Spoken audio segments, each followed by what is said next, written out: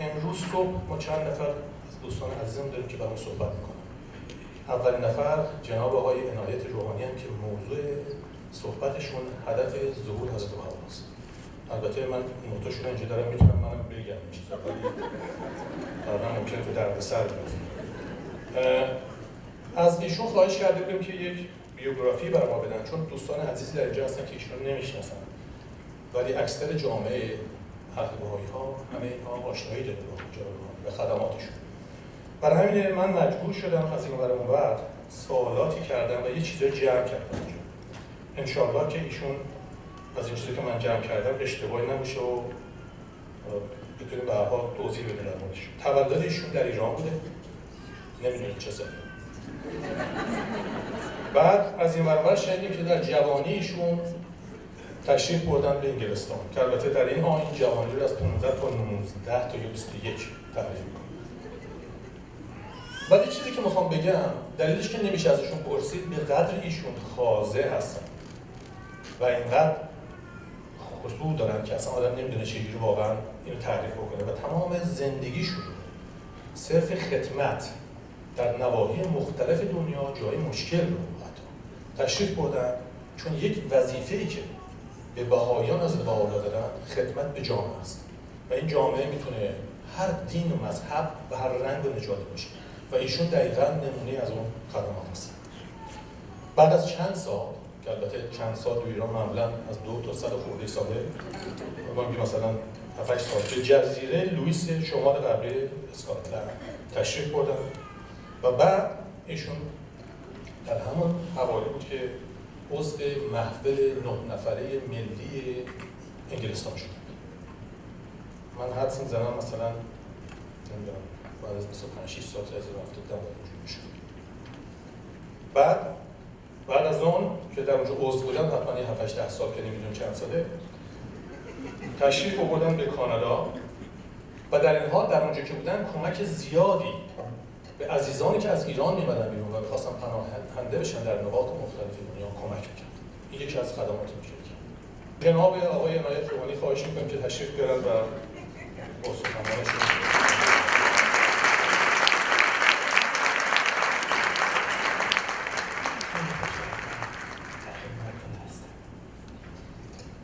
یواش یواش به صدای من عادت خواهیم کرد و اصولاً ضعیفه، کارش هم نمیشه کرد. در طفولیت وقتی ما صدامون بلند میکردیم مادرمون میگفت آرامتر آرامتر. برادر کوچیک من میگه انایت قبول کردیم ولی من هنوز صدام بلنده.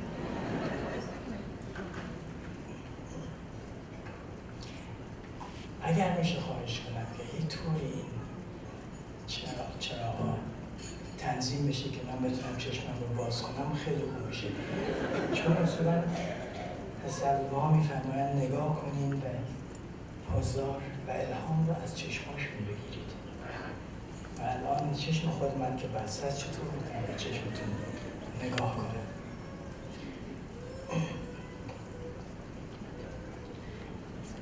این نهایت که خوشبختی منه که به من اجازه دادن و دعوت کردن که ساعتی در خدمتتون باشم و بعضی مطالب رو در مورد هدف رسالت هست بهاءالله و عظمت امرشون رو با شما در میون بذارم.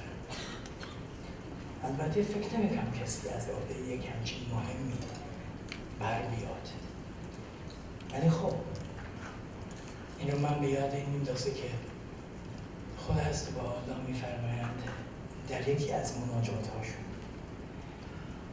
که پر از اسما و صفات الهیه،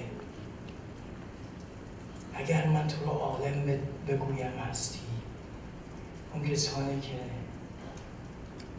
عازم بین عالم هستند در مقابل تو هیچن. یکی از این اوصاف که ما خدا رو به خدا در مورد خداوند ذکر میکنیم، ذکر میکنند و میفرمایند تو بالاتر از همه اینها هستی، ولی در عین حال اون بزرگیت از در بزرگی که میایی این حرفهای کمترین رو قبول میکنیم، چون این بهترینیه که ما میتونیم بگیم. بنابراین یک کمترینی که اینجا در حضورتون رو واسطاده و میخواد در مورد عظمت ظهور هست بهاءالله و اهداف رسالتشون صحبت کنه، اول از شما عذر میخوام. من از شایگان نادری خیلی تشکر میکنم، چون واقعا ماها یک آدمایی هستیم، یه موجوداتی هستیم که بدون موسیقی اصلا نمیتونیم زنده باشیم. افکار آشفته و موسیقی، چون همونطور که از بهاءالله فرمودن، مثل بالهایی است که روح انسان رو به عوالم روحانی ارتقا میده. واقعا یک همچین حالتی رو در من به وجود آورد و الان زبونم از این الکمتر می بود.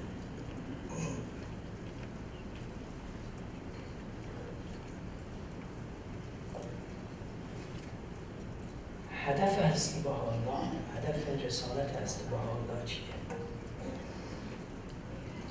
من فکر میکنم موضوع این کنفرانس که امید و ایمان هست خیلی خیلی مناسبه، چون هستی بهاءالله امیدوار کننده و ایمان بخش عالم و عالمیان هست.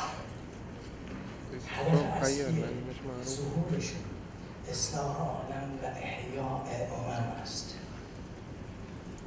محور اصلی تعالیمشون یگانگی است.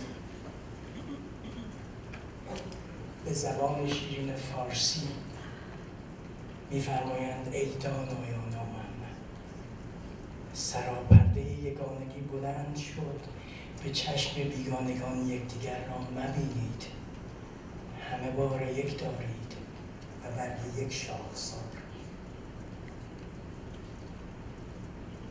به لسان فصحا می‌فرمایند لیس الفرق لمن یحب الامم، لیس الفرق لمن یحب الوطن بل لمن یحب العالم. فخر برای کسی نیست، برای اون کسی نیست که به وطنش فقط افتخار میکنه، برای اون کسی است که به عالم افتخار کنه. یعنی عضویت ما رو در جامعه بزرگتر از وطن یعنی عالم در این بیان مبارک مستتر است. در این حالی که ما رو عضو یک جامعه بین‌المللی منظور داشتند، در این حال تفاوت فرهنگی، زبانی را هم در نظر دارند. تمام این تفاوتات و هدف در کثرت است. ما متفاوت هستیم، ولی فرهنگ‌های مختلفه، زبان‌های مختلفه، همه بالاخره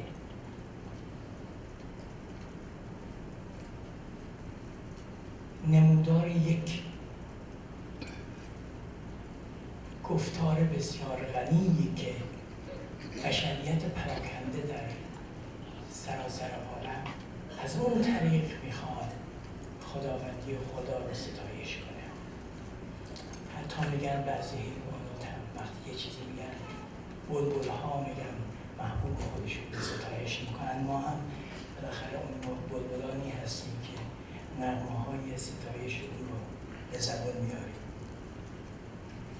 پس بنابراین هدف هست بهاءالله، کار هست بهاءالله اینه. اوست فراورنده اسباب اتحاد و محو کننده دلایل اختلاف.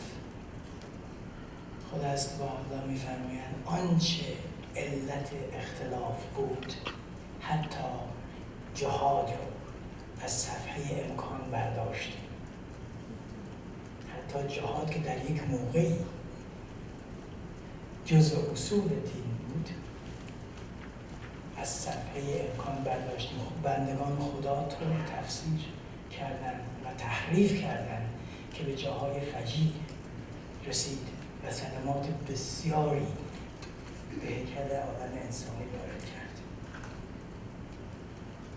وقتی که به زندگی هست بهاءالله نگاه میکنیم، زندگی عنصریشون، جسمانیشون در این عالم و وقتی که به تعالیمی که به ما دادن نگاه میکنیم میبینیم که همه اینها در حول و هوش یک محور میچرخه و هدف و نیتی نداره جز اینکه عالم انسانی رو یک پارچه و یگانه کنه. پس بنابراین اگر ظرف چند ثانیه بخوایم بگیم از بهاءالله هدفش برای ما چیه؟ وحدت عالم انسانی است و استقرار صلح عمومی. این صلحی که بزرگان، شعرا، فهمیده ها همه امیدوارش بودن و پیامبران الهی همه بهش اشاره کردند، در دور ظهور از بهاءالله باید به صورتی محکم در سراسر عالم برقرار شد. ولی این وقتی مطالعه میکنیم بیانات از بهاءالله رو میبینیم که صلح بدون اتحاد و وحدت به وجود نمیاد. صلح یه چیزی نیست که ما امضا کنیم و تموم شه. اون صلحی است که دولت ها امضا خواهند کرد. پس بهاءالله به اون میگن صلح اصغر. بعد از اون باز کدام ملتی هستن که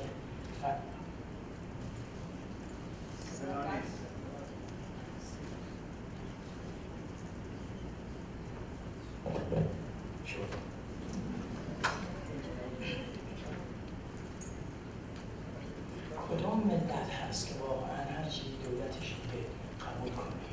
حالا فرض کنید این صلح اصغر رو هم که یک قراردادی خواهد بود بین دولت‌های مختلف، اونم که امضا بشه، آیا مردم آدم اون رو قبول خواهند کرد؟ از بهاءالله چیزی که در پیش هستن اینه که تمام عالم با هم متحد و متفق بشن. به اون میگن صلح اعظم. و صلح اعظم عملی نیست مگر اینکه قلوب متحد باشه و میفرمایند که اتحاد بین قلوب به وجود نخواهد آمد مگر اینکه عدالت برقرار بشه، روی پایه عدل باید بنشینه. صلح روی پایه اتحاد و وحدت روی پایه عدل و انصاف و عدل و انصاف بر پایه یگانگی، تساوی است. و همدیگر احترام بذاریم. اون تساوی. پس این پله هایی است که ما رو به طرف صلح اعظم که همه آرزوشو داریم و فقط یه آهنگ و یک شعر نیست، بلکه یک واقعیتی است که خداوند مقرر کرده و بالاخره طی تعالیم تبعیت از تعالیم هست بهاءالله بالاخره بهش خواهیم رسید. اون صلح اعظمه. ولی در این حال مساوات رو هم هست بهاءالله لغت دیگه به ما دادن که میفرمایند از مساوات بالاتره. میفرمایند اون مواساته. مقام و رتبه مواسات خیلی بالاتر از مساواته. اون مقامی است که شخص حتی از داشته و خواسته خودش به خاطر دیگران بگذره، اونقدر اصرار نکنه روی اینکه اینم حق منه، بلکه اینم حق توه. بعضی از ما فکر میکنیم که همه اینا درسته، مال تو مال من، مال منم مال خودم. منظور از بهاءالله اینه که مال تو مال خودت، این حقیقت اصلا من بهش نظری ندارم و اون چیزی هم که من دارم در طبق فدا میذارم و دوستی میذارم. وقتی که انسانیت به اون درجه برسه، اون وقت اون رو آدم یواش یواش بروز میکنه. حضرت بهاءالله وقتی به تعالیمش نگاه میکنیم میبینیم تعالیمش به صورت دستور و تحکیم و اینها نیست. ظاهرا هست ولی باطنا نیست، چون خودشون میفرمایند که این امر برای محدود کردن مردم با احکام و حدود نیامده. بعد میفرمایند هدف این مظلوم این است که عادات و آدابی رو به ما بده که مثل فرشتگان ملکوت در روی زمین زندگی کنیم. ببینید مثل سفیرهای عالم ملکوت در جهان ناسوت باشیم. این خیلی پرمعناست. هست به حالا تعالیمی که آوردن و حتی اون چیزی که حالت حکم داره به صورت وظائفه که به ما داده میشه. وظیفه مال بچه ها نیست، مال بالغ هاست. وقتی که یه شخصی به سن بلوغ میرسه اون وقت اون خودش میدونه که وظیفه‌اش چیه. پس به حالا یکی از اهداف ظهورشون اینه که این بلوغ فردی رو به عالم انسانی بدن با تعالیمشون و این بلوغ تشکیلاتی و اجتماعی رو هم به عالم انسانی بدن. پس این دو مطلب باید با هم بتونه بخونه. حالا نظری مختصر بکنیم به بعضی از این تعالیم هست با حالا تا ببینیم که واقعاً چطور ما میتونیم یک همچین کار رو بکنیم. سوالی که اینجا پیش میاد اینه که چطور در یک همچین عالمی که اینقدر مردم به فکر خودشون هستند، خودخواه و مغرور هستند، چطور میتونی شما این تعالیم فوق‌العاده استقامت رو پیاده کنید؟ تازه یه مملکت هم مورد نظرتون نیست، همه عالم هست، ولی اینا رو سعی میکنیم که مختصر بهشون اشاره کنیم اینجا و بعد البته هر کدومشون یک کتابی است، یک دریایی است که باید درش غور کنیم، شناور بشیم که واقعا منظور خود است بهاءالله رو درک کنیم. بذار ببینیم اولا یک لحظه مکث کنیم در اینجا و به یه موضوع دیگه نگاه کنیم. نگاه کنیم به زندگی خود هست بهاءالله، ببینیم حیات عنصری ایشون در این آدم چطور بود، چه شخصی بود.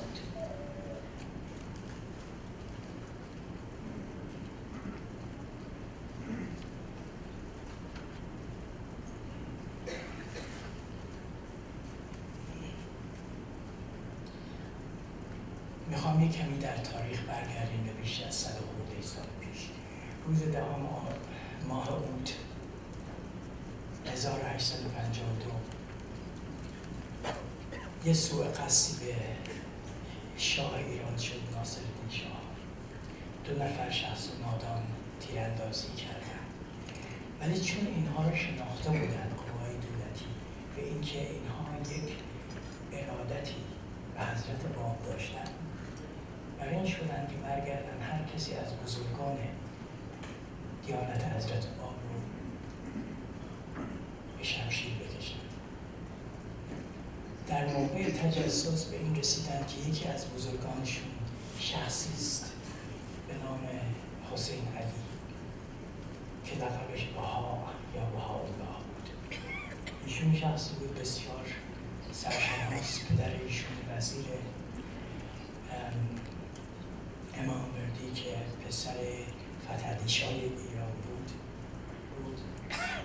در زمان فتحعلی شاه به خاطر آداب و قریحه و خطاطیش ایشون به فتحعلی شاه به ایشون لقب میرزا بزرگ داده بود و پسر ایشون امام مردی خان ایشون رو وزیر خودش میکنه و همه از حضور ایشون میرزا بزرگ که پدر از بهاءu'لláh بود لذت میبردن و الان هم اگر شما برید تحقیقات کنید به کسانی که حتی دل خوشی برای دیانت بهایی یا بابی ندارن نگاه کنیم، این اونها هم میدونن که یکی از بزرگانی که در ایران صدارت و وزارت کرده همون بوده، میرزا بزرگ بوده. از بقیه تا بخواین بدی گفته شده و هنوز هم میشه.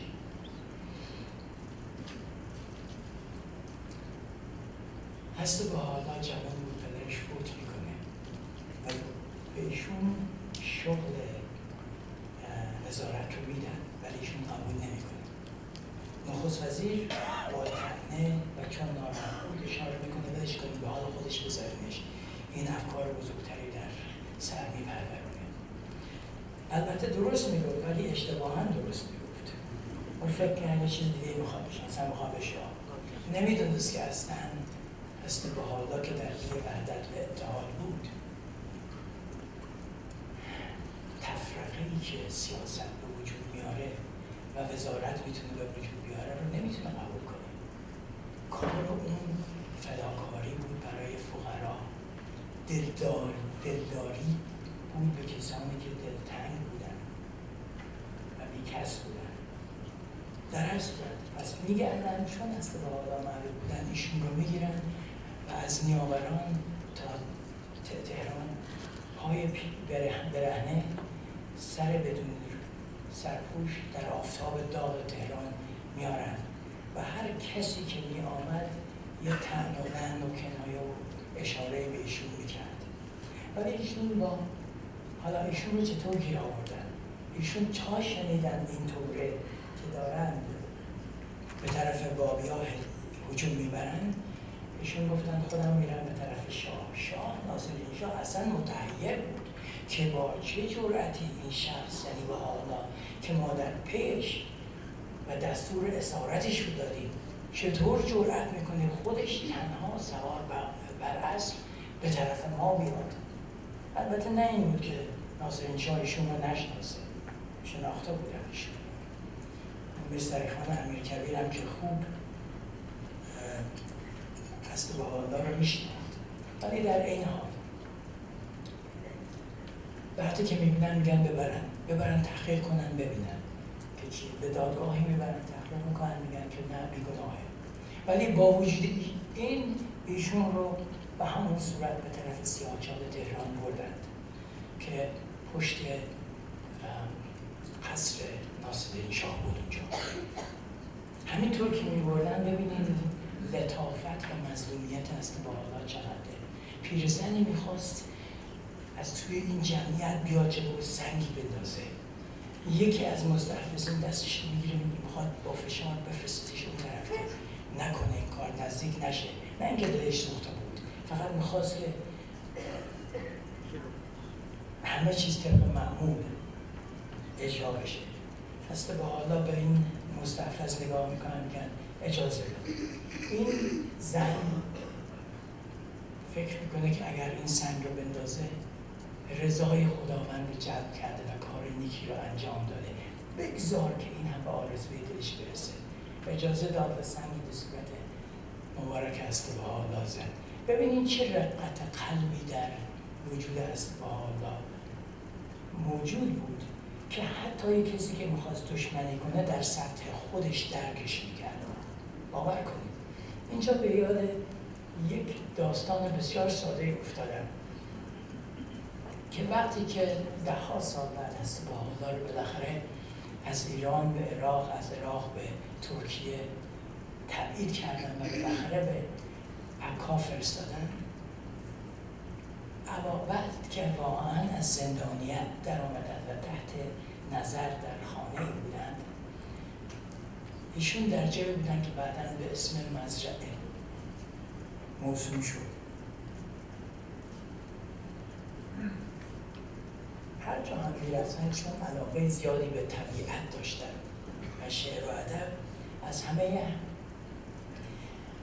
کسانی که باشون بودن میخواستن که بالاخره بکاریم، درخت بکاریم و بعضی از اونایی هم که حتی میدونستن، باور کنید دوستشون داشتن، ایران بودن، میدونستن که مثلا ایشون از چه درختایی چه چیزایی خوششون میاد، یک طوری به زحمتی که خیلی فوق‌العاده نفس داره این همه راه رو که واقعا این جتا و ماها نبود چطور ماها توی کشتی میشتن، درخت‌های بسیار چلوی رو با خودشون آوردن که انار هم در اونجا باشه، چیزایی که در اونجا پیدا نمیشد براشون میآوردن. و در تمام اینجا الان اگر نگاه کنیم می‌بینید چقدر این کسانی که هست بهاءالله رو دوست داشتن روی عشق محبتشون چه چیزایی ساختن. یک روزی بابونشون میاد خدمت هست بهاءالله میگه قربان یه کاری کنید. میفرمان چه کار کنن؟ میگن این همه از دوستان که میان اینجا آرزوی دیدار شما رو دارن، وقتی که میان اینجا این درخت توت که میوه میده، میوه شیرینه و همه حشرات به خودش جلب میکنه و این حشرات پوستی برای اونه که میان اینجا نذاشتن. یه کاری کنه که این حشرات برند. ببینید اینها اینقدر ایمان داشتن، هر چیزی میخواستن از دست بهاءالله میخواستن. آنچه خواهی از او خواه و آنچه طلبی از او طلب.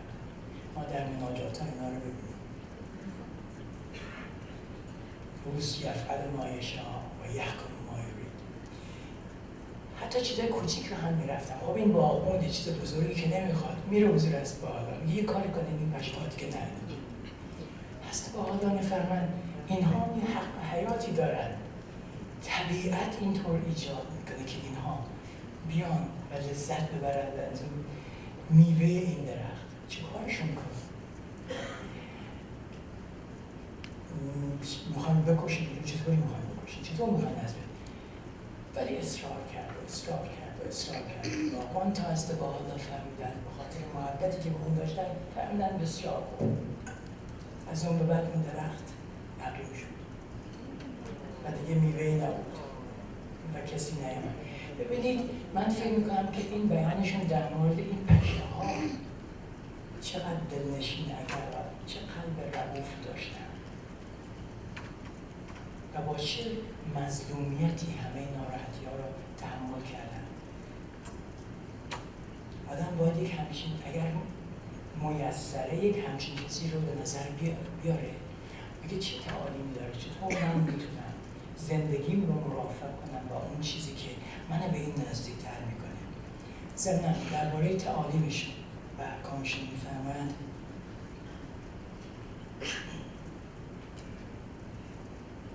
که هدفشون این نیست.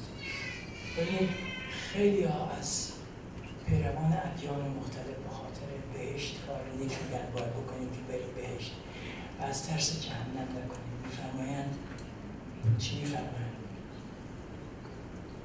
اعملوا حدودی حبا جمالی. این احکام مرا به خاطر محبت جمال خودم اطاعت کنیم، نه به خاطر چیزای دیگه. هر چیزی رو که مثلا ما میشنویم نظر حضرت بهاءالله چی بود؟ ببینید یک مرتبه به اندازه 380 درجه ما رو از یک طرف به طرف دیگه میبره. حضرت بهاءالله در عین حال اینکه خیلی آثار از خودشون به جا گذاشتن که بیش از 100 جلد کتاب میشه اگر هم بذاریم، در عین اسارت به زندانی و تبعیدی این همه آثار از خودشون به جا گذاشتن که نه فقط اخلاق فرد انسان رو تصحیح میکنه و ما رو تعدیل میکنن و به ما صفات و سجایای انسانی میدن و به ما در حقیقت انسانیت خالص صادق و بی‌شائبه میدن. تعالیمی هم داره که وضع تشکیلات امور جامعه انسانی رو در سطح محلی و ملی و بین‌المللی تنظیم میکنه از طریق مشورت که میفرمایند مشورت شک رو به یقین مبدل میکنه. این وسیله رو به ما دادن که کسانی رو که ما انتخاب میکنیم در سطوح محلی و ملی و بین‌المللی کسانی اولا باشن که در عین صلاحیت باشن و وقتی که رأی میدیم بدون پروپاگاندا، بدون تبلیغات، حتی زن و شوهر ندونن این به کی رأی داده، حتی با اشاره چشم هم وقتی یک کسی رو میبینن اشاره نکنن که اینم آدم خوبیه. این کنایه در دیانت بهایی نیست،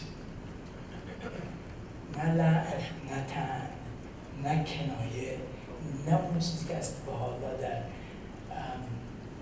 وصیتشون میفرمایند و ما یتکدر به الانسان، اون چیزی که انسان رو متکدر میکنه اصلا اینها رو به کار نبرید. یعنی شأن انسان خیلی بالاتره، به ما انسانیت یاد میدن. در هر صورت در اینی که اینقدر آثار رو به ما دادن و اگر ما خودمون یه نفر اینجا معرفی میکردیم این 50 تا کتاب نوشته اینجا شاید همون تاثیر می‌کردیم، ولی یک حالتی از رفاقت و صمیمیت با همه داشتن که اصلا بزرگترین درس انسانیت برای ما.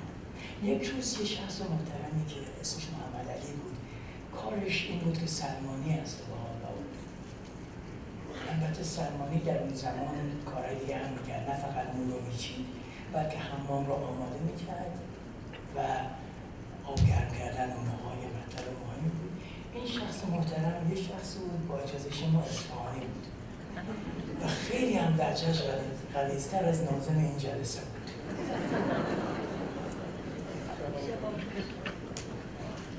شخصی بسیار شیرین بود و قدری از واقع از شیرینی این شخص لذت می‌برد و صداقتش و فداکاریش که کتاب‌هاش نوشته درباره سلمانی. یه روزی بهش نگاه میکنن چون دیگه داشت خیلی پرواز میکرد در حضور حضرت بهاءالله، اینا کیف میکردن، کیف دنیا رو میکردن. حضرت بهاءالله از این میپرسن من چه کار میتونم برای تو بکنم؟ تو هر بار که میای اینجا اینقدر زحمت میکشی برای من، یه کاری هم بگو که من بتونم برات بکنم. نگاه کرد به حضرت بهاءالله گفت که من از شما میخوام، من در حضورتون که هستم مثل اینم که آسمان ها و زمین زیر پای منم در بهشت برین هستم، چیز دیگه ای نمونده که بخوام خواهش کنم. ببینید یه چیزی هم بود که حضرت باب فرموده بودن وقتی که در حضورش هستین چیزی ازش نخواهید، خود قلبتون رو پاک کنید، خالص کنید، از همه امیال و اهوا و انسانی بگذرید، هر چی میگه اطاعت کنید و لذت ببرید. اینا خیلی بابیای خوبی بودن، بابی شده بودن، دیدی که خیلی احترام و جرأت به خودش نداد سوالی کنه. حضرت بهاءالله فرمودن میدونم جانم، ولی بگو شما معزومید، یعنی اجازه دارید، هر چی میخوایی از من بخواه، من بهت میدم، من آرزو دارم. این سلمانی هم با اون قریحه بسیار شیرینش که بخواه که فرمودی یعنی دیگه امر باید اطاعت کنم. من که سوالی ندارم، بقیه شده با لهجه معمولی میگم. حالا که خودتون فرمودین من که سوالی ندارم، ولی وقتی کسانی مثل جناب ابوالفضائل و کسان دیگر رو میبینم اینها چقدر دانشمندن، اینها من آرزو میکنم میتونستم سوالی داشته باشم و هدفم اینه که بتونم شعر بگم در مدح بزرگواری این ظهور و وجود مبارک شما. میخواست شاعر باشه دیگه. مثل بهاءالله نگاهی بهش میکنم میگم که تو با سوادی، تو شاعری. همون آن با سواد و شاعر شد. راستی ما بهائی‌ها زیاد صحبت از معجزه نمی کنیم، ولی هدف دیگه دارم اینجا. بزرگترین معجزه مظهر ظهور الهی که حضرت بهاءالله هستن آثارشونه، نه اینکه آمدن این کار کردن اون کار کردن. موضوع نیست. من میخوام بگم احساس یگانگی ایشون که نماینده خدا و مظهر خدا هستن با یک کسی که خودش رو بنده خدا میدونه چه حالتی داره. حالا ما این رو چطور میتونیم پیاده کنیم؟ وقتی رتبه من مدیر کل یه شرکتی هستم و یه کسی گفتگر اون کارخونه است اون شرکتی، چطور میتونم فاصله‌مون کمتره تا است با یه بنده؟ ما چطور میتونیم درس بگیریم از این شخص؟ حالا کلیات سلمانی هست، اشعاری که نوشته از اون بعد، داستانی که دیگران تعریف کردن اینه که گاهی در حضور حضرت بهاءالله یا حضرت ابوالبها که بعد از حضرت بهاءالله ما رو ارشاد راهنمایی کردن، وقتی در حضورشون نشسته بود و گوش میداد به بیاناتشون، یک مرتبه یک حالتی، یک آشوبی در قلبش به وجود می آمد که میخواست یک مرتبه یک شعری در مدح حضرت بهاءالله بگه یا حضرت بهاءالله. بلند میشد، میایستاد و شخصی بود تقریبا تنومندم بود، با اون لهجه شیرین اصفهانیش یک شعری فی البداهه میگفت در مدح حضرت بهاءالله. بین اینها هم نویسنده این داستان میگه گاهی وقتا یک کلمه بسیار بزرگی بزرگتر از سلمانی درش بود، این رو تلفظ میکرد و به جا توی اون شعر گذاشته بود، ولی تا تمومش میکرد برمیگشت به یکی از این بزرگان نگاه میکرد، اون بزرگه چی بود؟ اون کلمه بزرگه چی بود؟ ببینید اینا عشقی که داشتن به خداوند خودشون و از طریق دست بهاءالله به مظهرش باعث این شد که مثلا در آنی اون 7 وادی که عطار بزرگ بهش اشاره میکنه در طرفت العینی در یک لحظه طی کردن و به وادی 7 که محو و نابودی از خود و زندگی و وجود در حق است طی کردن. فکرم این داستان نشون بده، نه معجزه رو، ببخشید، چون حق بالاتر از این که بخواد ما را از طریق معجزه بخواد غافلگیر کنه. این چیزی که ما را شیفته میکنه خودشه.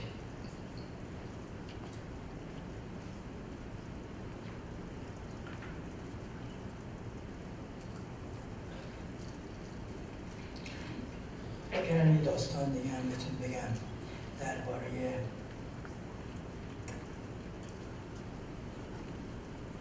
چه نفوذی مثلا چه شخصیت است بهاءالله، روح اعظم است بهاءالله روی یک شخصی میذاشت.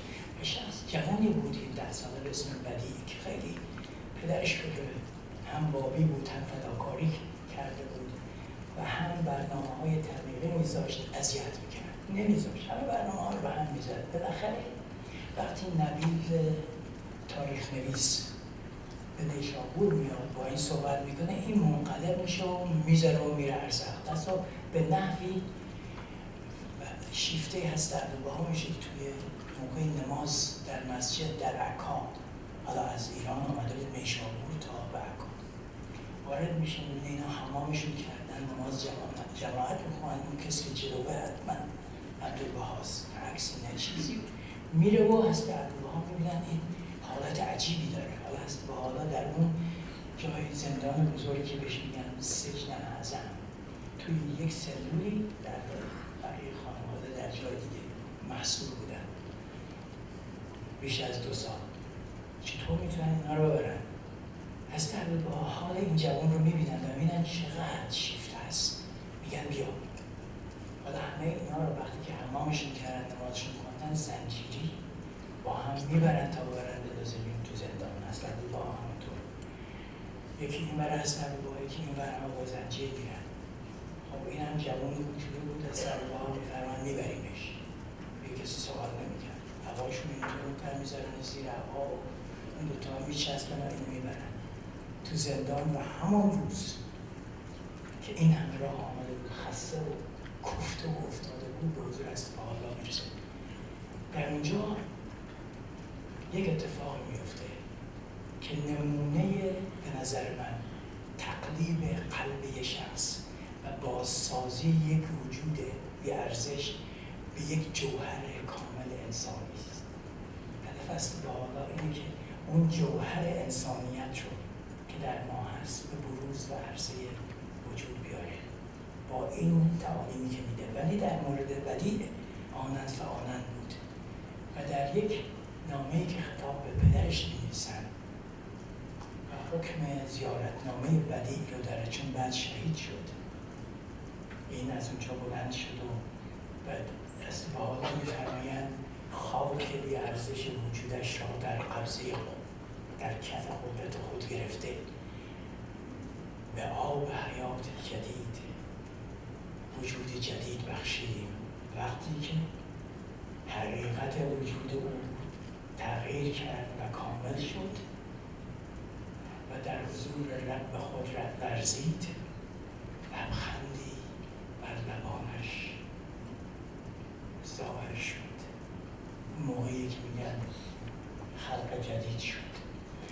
بعد از این از بهاءالله که منتظر بودن کی رو انتخاب کنن که اون نامه‌ای رو که خطاب به ناصرالدین شاه نوشته بودن، در این موقع است با حالا نامه‌هایی به سلاطین و رؤسای ادیان می‌نوشتن و می‌فرستادن. همه می‌دونستن اون کسی که پیام رو ببره به ناصرالدین شاه بده نه فقط کشته میشه بلکه تیکه پاره میشه. کما اینکه دست با هر کس میرفت التماس میکرد، میفرمودن در راه میاد تا بالاخره این آمد. این رو بشینن در اینجا میذاره، میره قدم زنان میره تا بالاخره داستان رو کوتاه میکنن، میره و میشینه توی شکارگاه ناصرالدین شاه. چارزان با لباس سفید، ناصرالدین شاه ناراحت میگه که این کی اونجا نشسته، کی حق بشیده، هر کارش میکنن آدمایی که میفرستی نمیگه. بالاخره میگه من پیامی دارم، با شعری عاشقانه میگه برای خودش و به هیچ کس نمیدم. اینا نمیدونم چه قوه خدایی بود که نزدن تو سرش نامه رو ازش بگیرن. میرن به ناصرالدین شاه میگه، اون نمیگه بیارنش. این میره اونجا، همونجا پیامه که ما بهش میگیم لوح سلطان. لوح سلطان معروف شده که بزرگترین لوحی است که از بهاءالله به یکی از سران عالم نوشته. اینه در حدود 30 صفحه است، از فارسی به عربی، عربی به فارسی، تمام ظهور خودش رو توصیف میکنه. این رو میده به شاه، بعد میگه ببرین شکنجهش بدین، دوستانش بیابید و همه رو بکشید. این رو 3 روز و 3 شب شکنجه میدن و هر چه دل چیز میسوزه براش. این شکنجه دهنده که جوون من دلم برات میسوزه، تو یک کلمه بگو، نگو این پیامه، بگو عریضه است. اون لبخند میزد، بگو دوستان کیان تو من تو آزاد کنن، من خلعت بهت میدم، خلعت فاخر میدم، یک ممری برات درست میکنن، نمیخوام بکشم، همه دوست منن، همه دشمن ندارم. مقدر این رو زجرش دادن و آهنهایی که داغ شده مذاب در عضلاتش می‌نازن که عضلاتش دیگه پاره میشه. آخرش باز هم لبخند میزد، مثل اینکه اصلا سرش کرده باشن، چیزی درد نمیکرد. و در این حال توجهش به سلول زندانی است بهاءالله بود و دائم میگفت اون چه به فضلت به من دادی به عدلت از من نگیر.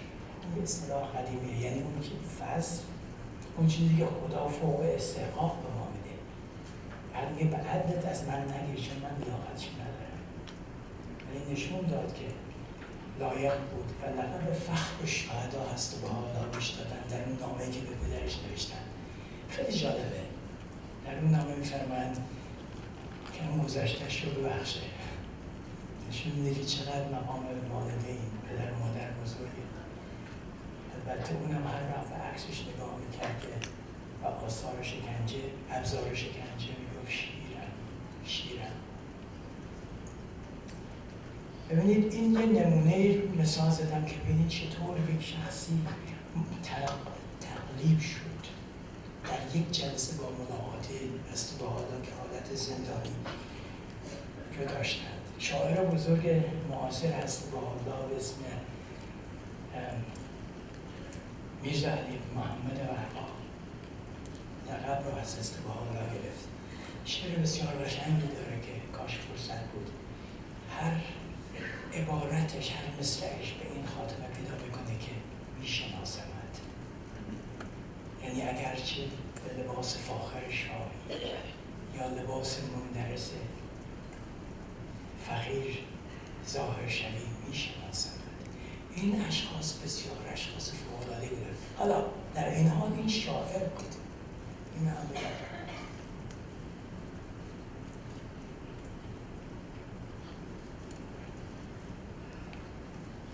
یک روز این برقا حضور است بهاءالله آمده بود. این میشه پدر بزرگ ایادی امر علی محمد برقا که اخیراً فوت کرد.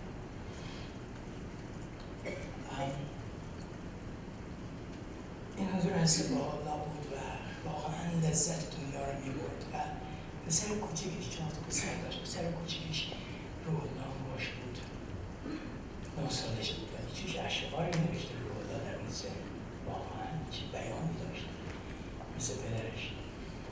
همونجا که نشسته است با خدا بیانات میفرمد، این برقا نگاه میکنه، پیش خودش یه فکر میکنه، ای خدای من، آیا این واقعی حقیقته که من در حضور مظهر تو باشم، مظهر کلی الهی؟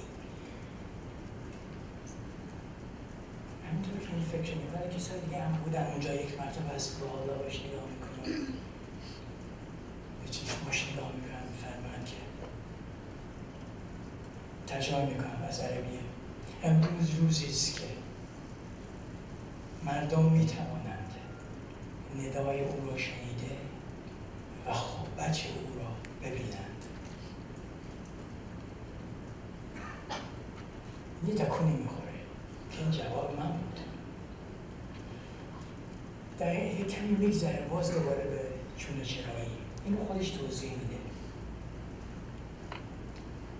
واقعا این رو عروس ایشون موقع که من انگلستان رو ترک میکردم به من گفت حالا عروس ایشون چه سنی داشت، من چه سنی، بگی شما خودتون حساب کنید.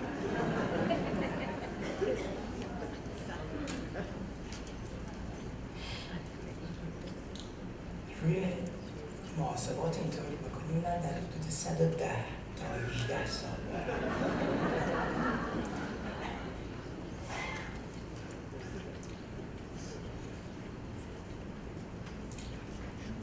من خیلی لذت میبرم از صحبت شما. واقعا هر جا صحبت کنین همیشه آرزو میکنم اونجا باشه. این رو روی قدر نشناسی نبودی گفتم، فکر کردم خوشحال میشین این رو ببین.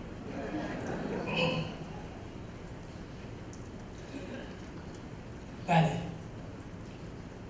جناب برها اونجا بودن و این داستان رو من ضبط، خواهر من ضبط کرد، 2 ساعت نواره بعدم به ایادیه هم جناب برها دادم که میشه نوه ایشون.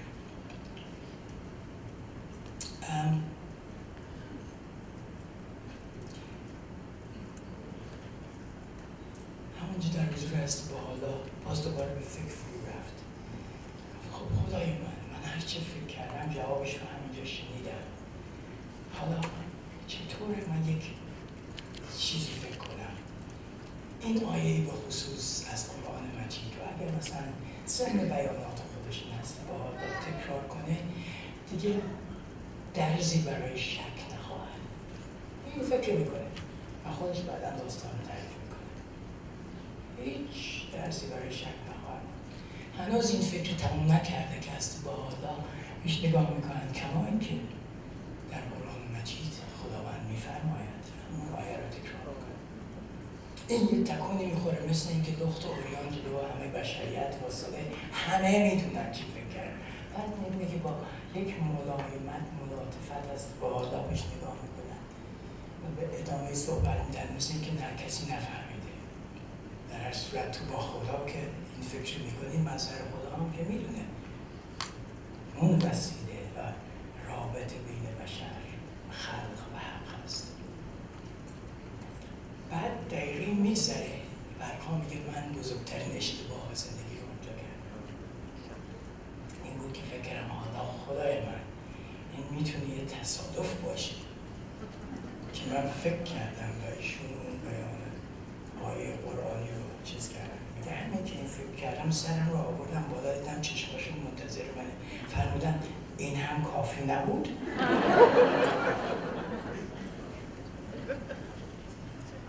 wasn't that enough either؟ بعد دیگه این در هر صورت این شخص بالاخره خودش التماس میکنه وقتی که در سفر آخرش با دست با حالا رو میبینه و میبینه در مورد یک قوای بسیار بزرگی، یعنی عهد و میثاق الهی و مرکزش که از عبدالله هستن، پسر است با حالا خیلی عاشقانه است با حالا صحبت میکنه. همونجا التماس میکنه که من و یکی از فرزندانم فدایی عبدالله بشیم. پس با حالا میفرمند خواهد شد که بعد 1896 هر دو رو نابود کردن. حالا بگذاریم این داستان ها که چطور یک عاشق و یک غافل، عاشق ایشون شاعر، غافل اون بدیع رو میکنه فخر شهدا، مباهاتش رو با شهدا و این رو به اعلی درجه ورقا، یعنی کسی که مثل پرنده‌ای که میخونه. حالا بگذاریم داستان ها هزاران هست، از این میذاریم و در چند لحظه دیگه خدمتتون هستم برگردم به این که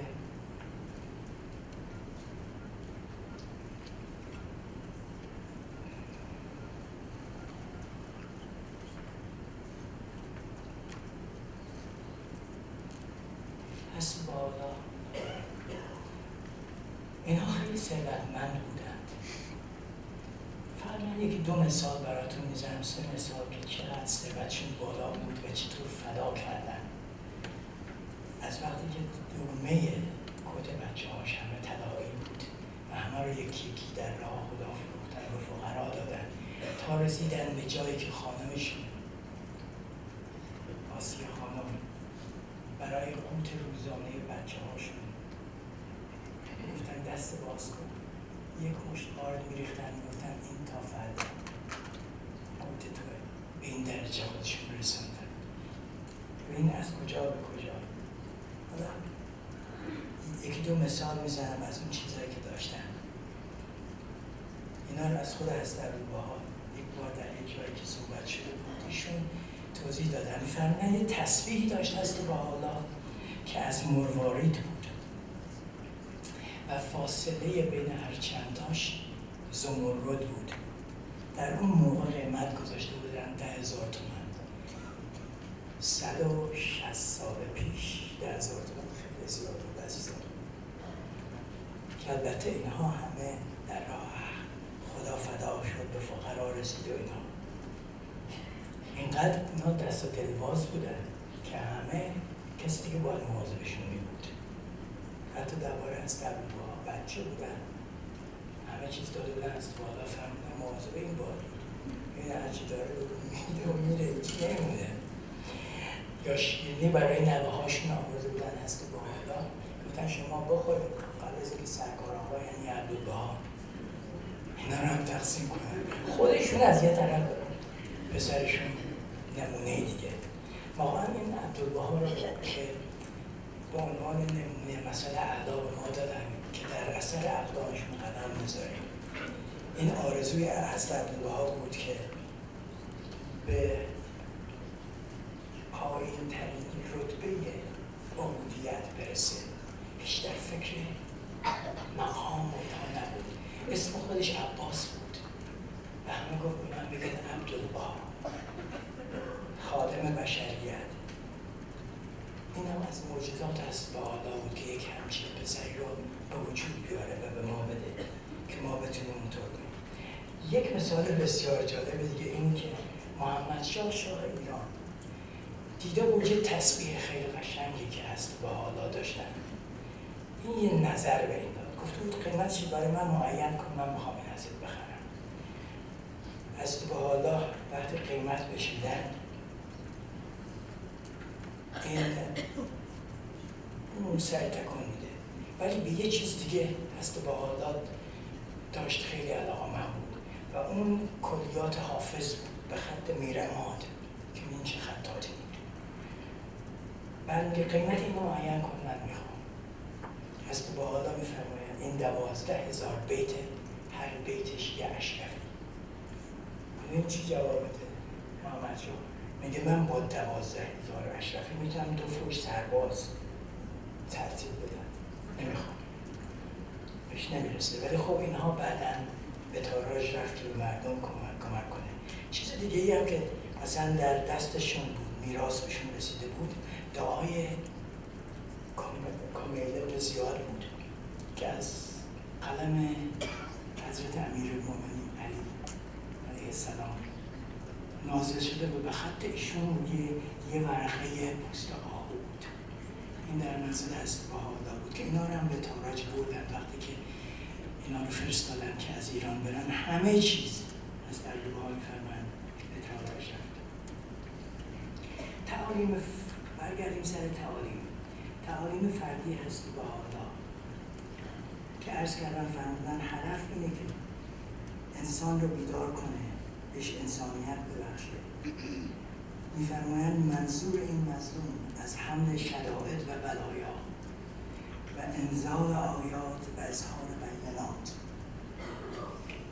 این بوده که شاید آفاق افعده اهل عالم، یعنی قلب انسان ها، به نور اتحاد و اتفاق منور گردد و به آسایش حقیقی فائز شود.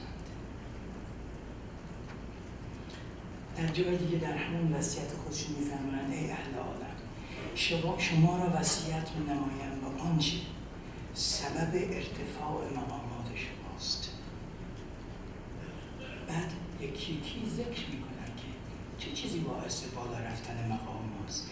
لسان از برای ذکر خیر است، او را به گفتار زشت نیالایید.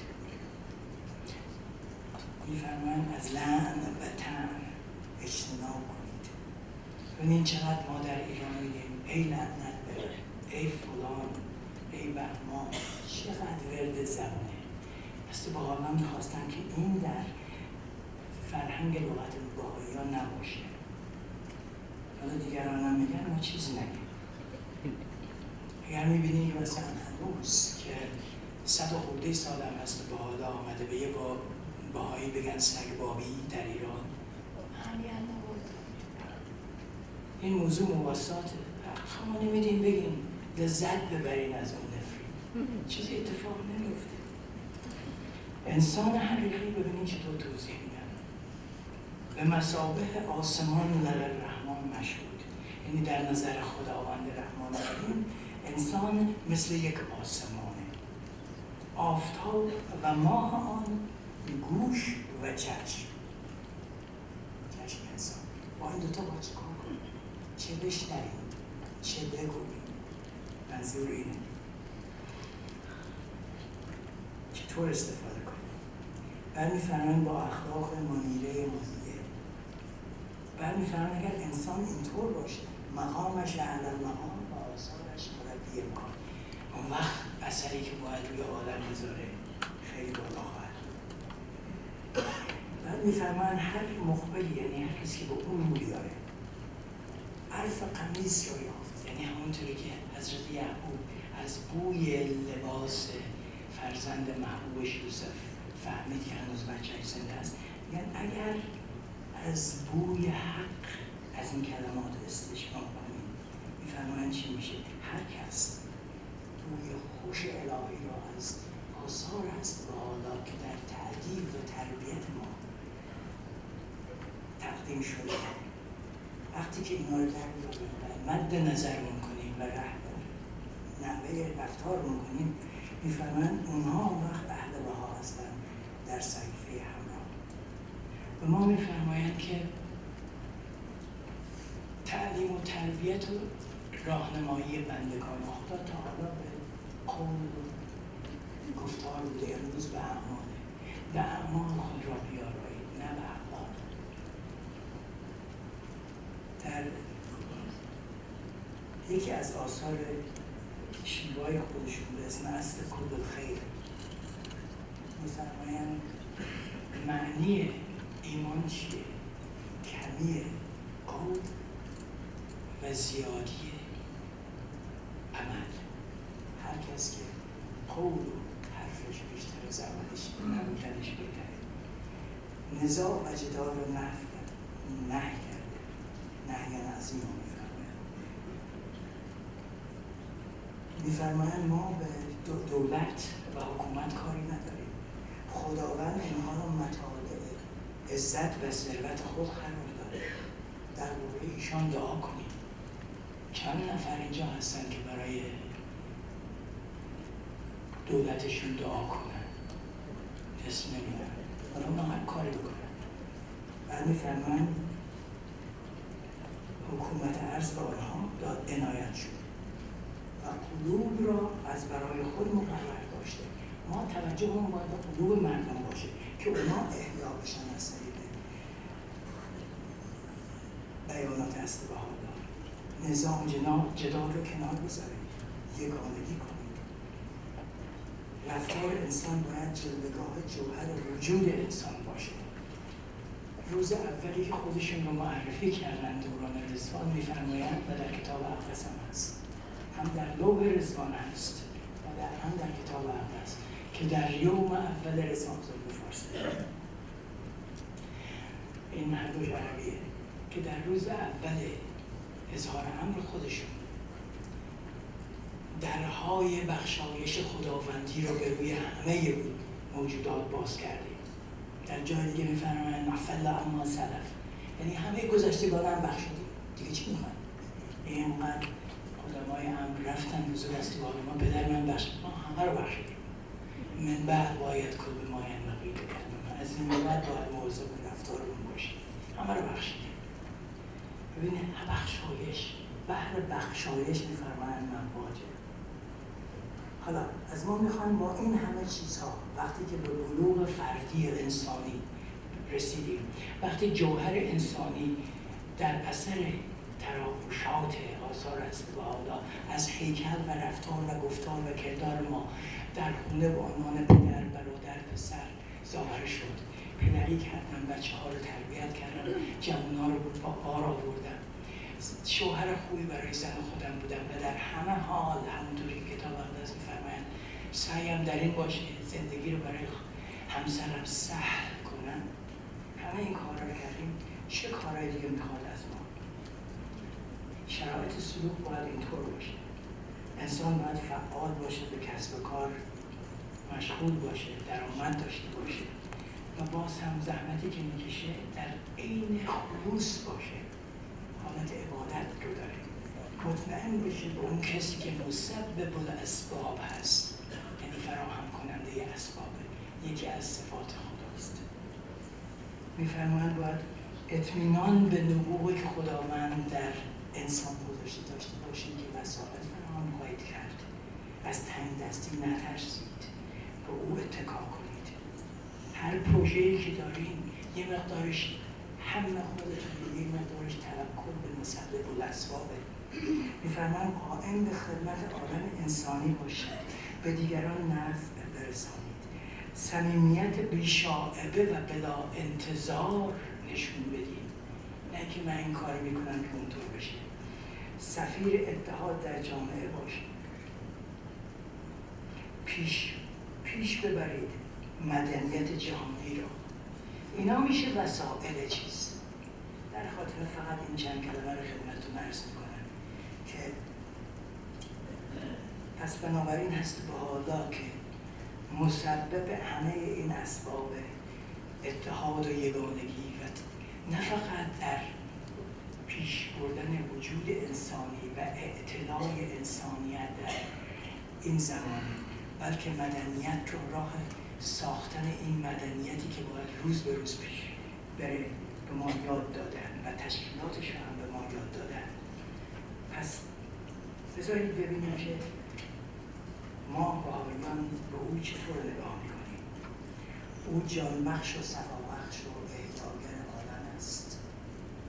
او مقلب القلوب است، متحد کننده عالم انسانی است و در مستقبل ایام همونطوری که ما بهائیان معتقد هستیم او را تشکیل دهنده امور عالم انسانی خواهیم شناخت. او را بانی کور جدید تکوین رسالت خواهیم شناخت، یعنی کسی که رسالتش تمام وعود الهیه را که مظاهر مقدسه تا به حال به ما وعده دادن متحقق خواهد کرد. عالم و آدمیان مثل ما هست که بهاءu'لláh رو به عنوان مؤسس صلح جهانی خواهند شناخت. تعالیم او را نور هدا یعنی هدایت و اعلام نصر یعنی نمودارهای فیروزی بشریت خواهند شمرد. هست بهاءu'لláh رو منشأ عدل و انصاف خواهند پذیرفت. خالق نظم بدیع جهان‌آرا انسانی خواهند دونست. الهام دهنده و مؤسس مدنیت جهانی خواهند شد. از لطف صبرتون خیلی لذت